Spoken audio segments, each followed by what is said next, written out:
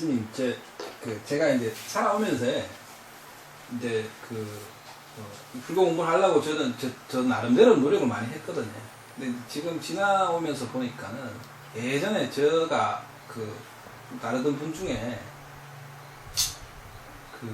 월상 스님 유발상자가 계신데, 저하고 인연이 돼가지고 예전에 제가 이제 좀 공부를 했었는데, 최근에 몇 년 전에 만나니까는 본인 이후로 진재 스님한테서 인가를 받았다고 이야기를 하시는 거예요. 근데 제가 지금 궁금한 거는, 선생님, 저는 이제 공부를 하면서 계율에 어긋나는 분들은, 그래서 저는 그분을 인정을 안 하거든요. 왜냐하면 계에서 어긋나는데 생활하시는 부분들이 또 저게 무슨 의미가 있을까? 그런 생각을 하거든요. 근데 그러니까 제가 스님한테 질문을 드리고 싶은 거는, 이게 인도불교 부처님 당시에는 인가라는 게 없었지 않습니까? 예, 지금 인가라는 것은 이제 세 종류가 있어요. 예, 부처님으로부터 시작해가지고 가섭전달해가지고 지금 뭐 78대 진재진거에 이대로 이런 전등의 인가, 이런 인가는 방편적 인가입니다. 중생의 이익을 위해서 부득이 전등의 불을 밝혀서 꺼지지 않게 하기 위해서 방편적 인가일지 모르고, 이제 불교에서 주는 인가가 있죠. 그건 아무도 모르고 부처님 깨달은 분들의 인가, 또 어떤 사람을 끌어올리기 위해서 방편적으로 주는 인가, 그런 인가가 있는데, 진재 스님한테 인가 받던 소리는 그건 거짓말 같아요. 그건 올바르지 않습니다. 왜냐하면 진재 스님이 인가를 주면 그렇게 인가를 안 줍니다. 반드시 대중에 고해가지고, 그게 법이에요. 가습존자로 전등으로 내려오는 법의 인가는, 인가를 주면은 대중 앞에서 고하고 법상에 앉혀서 만천하에 공고를 합니다. 왜 그렇게 해야 되냐면은 그 전등의 불이 꺼지지 않게 하기 위해서 분명하게 밝혀주는 인가예요. 근데 이제 불교에서, 이제 불구살 계통의 보신의 세계에서 주는 인가는 아무도 모릅니다. 그걸 오로지 중생을 이익되게 하는 일만 하고 갑니다. 그러니까 여러 가지 인가가 있는데, 자기가 진짜스님한테 인가를 받았다고 하는 것은 아닌 것 같아요. 왜냐하면 벌써 알아도 다 아는 일이 되거든요. 법적으로 그게 다 알아야지. 뭐 신문까지 나야 돼요, 그거는. 옛날에도 진짜 스님 인가를 받을 때도 전 대중을 모아놓고 법상에 앉으면서 인가를 주고 개송을 넣고 법을 하고 그래요. 원래 이제 그게 이제 전통적으로 내려오는 방법이거든요. 이게 아마 아닐 거예요. 저한테도 그런 일이 있어요. 대구에 사는 누가 이름까지 바뀐 그 사람 자존심 상하겠지만, 제가 저한테서 인가를 받았다고 하고 법을 펴는 분이 있어요. 대구에서. 그래서 내가 이제 저는 그래요. 참 이런 마음이 어떤 마음이 드냐면, 이제 할아버지가 손자들 놀 때 손자가 막 할아버지 내 등에 태워 할아버지 말이 약하고 막 상투를 붙잡고 막 두드리고 놀듯이, 애기들 노는데 그거 뭐 잘못이 있어요. 애기들은 뭐 좋아서 신나게 그냥 어린아이들이 하는 짓인데, 그래서 얼마나 인가를 받고 싶고 깨달아 먹고 싶었으면 내 팔아먹으면서 막 인가 받다하고 막 법을 쓰라고 막, 그냥 조용히 사람 되는데 막 어디고 무슨 페이스북까지 올라오고 이러더라고. 그래서 이 양반한테 한번 뭐라고 이야기를 해야 되나. 걔도 지키도 안 하고 잘 지키려고 노력을 하긴 하는 것 같은데, 몇 번 법문 듣고 또 저희들 책을 달달 해왔어요, 제 책을. 그래서 굉장히 위험스럽다는 생각이 들더라고. 그런데 이제 한편으로 이해를 하죠. 저렇게 막 깨달음에 대해서 막 거의 병적으로 깨닫고 싶어 하는 마음이 있고, 또 깨달아서 법을 펴고 싶은 마음이 있고, 큰 스님 되고 싶은 마음이 있고, 도인 되고 싶은 마음이 있어. 오직 했으면 그런 말을 하겠나. 근데 내한테 와서 솔직하게 차라리 스님, 내 일이 하고 싶은데 인간주의 속하면 가짜라고 줄 텐데. 그거는 그 마음은 담진치에 속하는 마음이에요. 그렇죠. 분명히 그런데.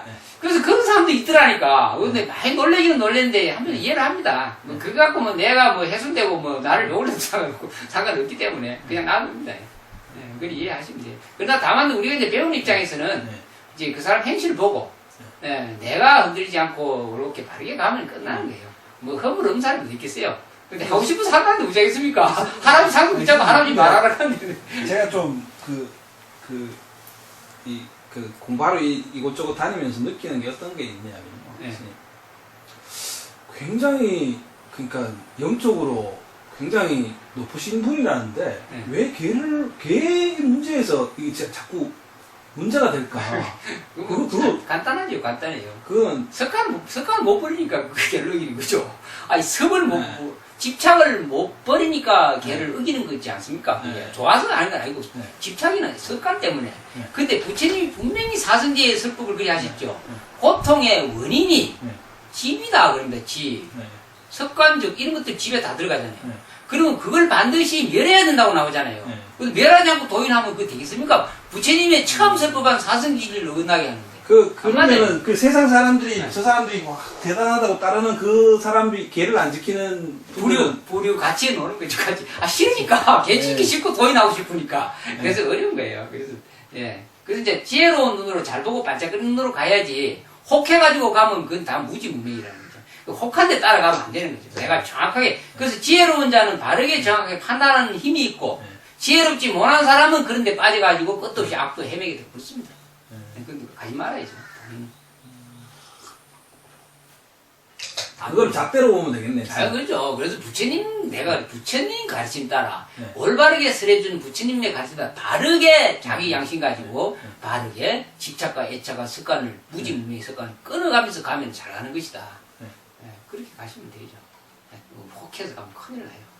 전생 500생의 전생을 누구나 팍 뜯고 있어도 그 그리고 선생님 제가 예전에 요즘 이런 생각을 안 하는데 예전에 이런 생각을 좀 했었거든요. 중국에 와서 불교가 중국에 와서 수행을 할 필요가 없다. 네. 이런 이야기가 나오지 않습니까? 저도 그런 얘기 합니다. 했습니다. 네. 그것도 굉장히 나오죠. 네. 이제 그게 이제 제대로 이게 쫙 닦아 올라가는 사람들. 네. 걔는 분명히 지키고 채식하고 네. 부처님 가르침 따라 네. 이렇게 잘 닦아서 이렇게 어느 단계까지 올라간 사람들, 네. 네, 마지막에 걸리는 사람들, 네. 이런 사람들 위해서 그런 법을 설하면 네. 그 법을 설해서 받을 사람은 몇 사람 안 되는데 네. 그것만 밑에 거는 전혀 준비한다는 사람이 그걸 어디서 딱 받아들이면 고마 싹 내려놓고 망보고 백수건달이 된다는 거죠. 그 위험하다는 거죠. 워낙 위험해요. 이게 초기 불교에는 전혀 언급이 안 되는 거예요. 제가 말한 네. 초기에는 정말로 제대로 닦아야 된다는 거예요. 네. 그래서 나중에 이제 수준이 높아서 이제 그걸 법집이라 그러거든요.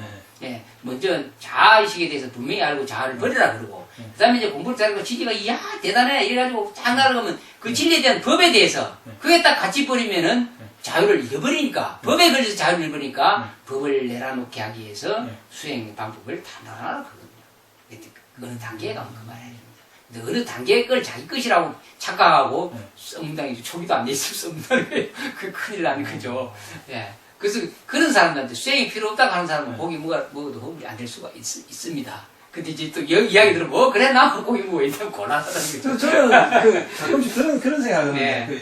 육조 해능 스님이 응모소주 이생기심을 한마디에 그러니까 그 구절을 듣고 깨쳤다는 이야기가 그래서 도노 돈수의 관점에서 자기는 수행도 할 필요도 없고 그런 이야기를 하는 분들이 있거든 주위에. 이제 그게 이제 두 가지 측면에서 말한 거예요. 네. 편안하게 앉으세요. 네. 다리 아픈데 그냥 양반기가 앉으세요.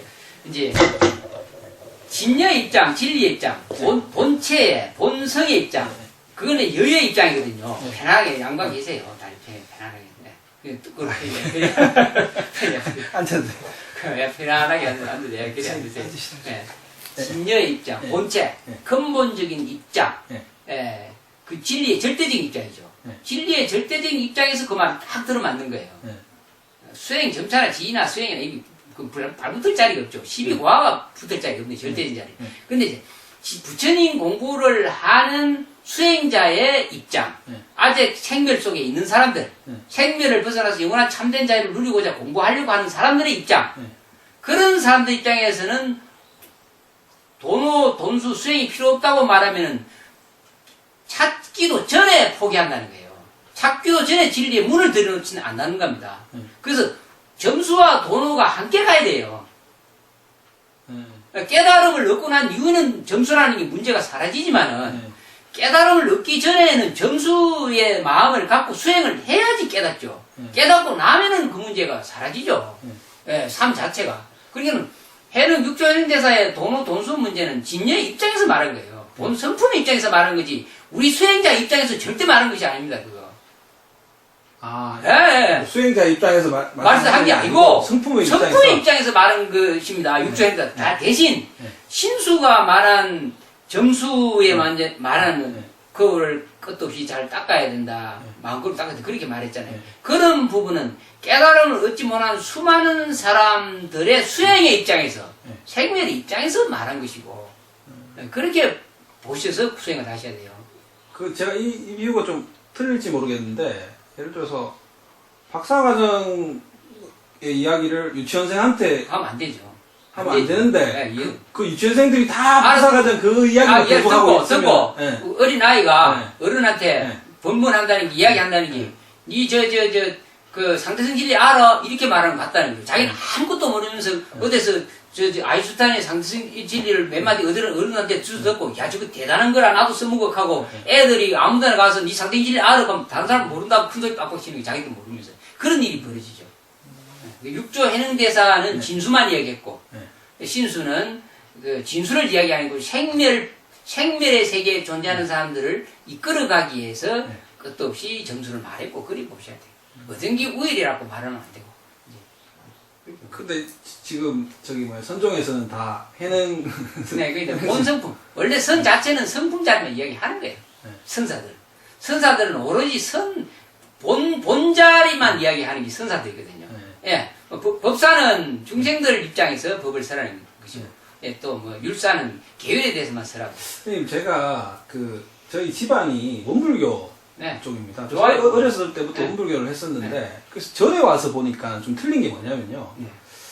큰 스님들께서 법상에 올라가셔서 주장자를 치고, 그 다음에 몇 마디 하시고 그냥 내려오시더라고요. 그 법칙 있죠. 네. 처음에 올라가 주장자를 다 치시고, 네. 이제 세 번 치시는 분이 있고, 한 번 치시는 분이 있고, 네. 그리고 법문을 하시고, 네. 그냥 내려오는 게 아니고 반드시 나무아미 타불을 염송하고 내려오시죠. 근데 선생님, 그게 저같이 그때 예전에 제가 이제 그 중고등학생 대학교 때 불교를 배우는 시절에